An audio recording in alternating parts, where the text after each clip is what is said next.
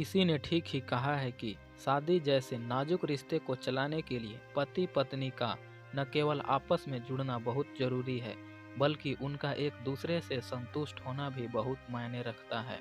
हालांकि मुझे अपनी शादी में दोनों में से कुछ नहीं मिला था।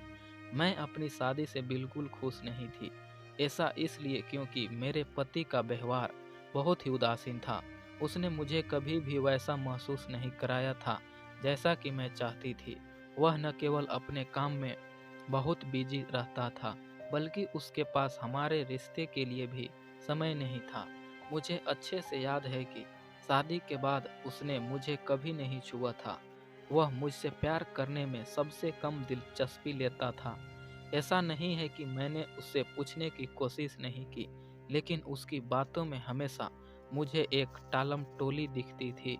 मैंने एक बार उसके साथ अंतर्गन होने की पहल की, लेकिन अपना रिश्ता सही करने के मेरे सारे प्रयास खराब गए। इस घटना ने मुझे बहुत ही निराश किया। हमारी शादी बाहर से शांतिपूर्ण दिखती थी, लेकिन वास्तव में यह मेरे लिए गले का फांस बनी जा रही थी। मैं अपनी भावनाओं को बाहर निकालना चाहती थी। मैं अपने पति से प्यार करना चाहती थी, लेकिन मेरे पति हमेशा जानबूझकर जल्दी सो जाता था। एक दिन ऐसा आया कि मैं इस प्रेमहीन विवाह में एडजस्ट करने लगी। मैंने अपनी शादी से सारी उम्मीद छोड़ ही चुकी थी कि अचानक मेरी ननद के पति, जो लंदन में रहते थे, सदियों बाद हमसे मिलने आ गए। वह देखने में बहुत ही आकर्षक था। उनकी पर्सनालिटी काफ़ी अच्छी थी। वह ऊर्जा से भरा हुआ लग रहा था। उसके पास एक मर्दाना स्पर्श था जिसने मुझे उसके बारे में इस तरह से सोचने पर मजबूर कर दिया था। हालांकि मैं अच्छे से जानती थी कि मेरा उसके लिए सोचना काफ़ी गलत था, लेकिन मैं इसका विरोध नहीं कर सकी। उसके प्रति मेरा आकर्षण बढ़ता ही चला गया। एक दिन मैंने उसे अपने पति के साथ अपनी वैवाहिक समस्याओं के बारे में बात करते सुना। वह बता रहा था कि उसके और उसकी पत्नी के बीच लंबे समय से काफ़ी तनाव चल रहा था। वह मेरे पति से अपनी बहन से बात करने के लिए भी कह रहा था। हालांकि उसकी बातों में काफ़ी परेशानी थी, लेकिन मेरे लिए यह सब राहत देने वाला था। मैं नहीं जानती थी ऐसा क्यों हुआ, लेकिन मेरा दिल उसकी बातों सुनकर खुश हो गया। इसके बाद हम सब खाना खाने के लिए डिनर टेबल पर इकट्ठे हुए, जहां हमने एक दूसरे से नज़रें चुरा ली।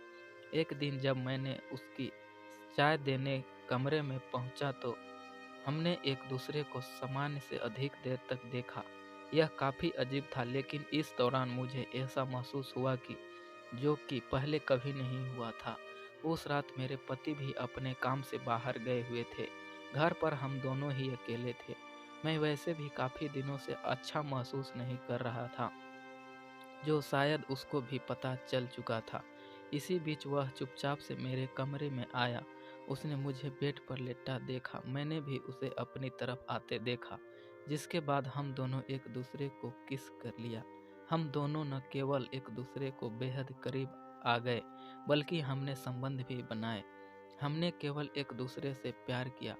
हमने इससे दौरान कुछ भी नहीं सोचा। हम दोनों ही बस इस पल में रहना चाहते थे। पर रहने के दौरान हम अक्सर एक दूसरे से प्यार करने का मौका ढूंढते थे। यह हम दोनों के लिए ही काफ़ी अद्भुत समय था। मैं आखिरकार स्वतंत्र महसूस करने लगी थी। ऐसा इसलिए क्योंकि एक महिला के रूप में मेरी भी कुछ इच्छाएं थी, जो कि आखिरकार पूरी होने लगी थी।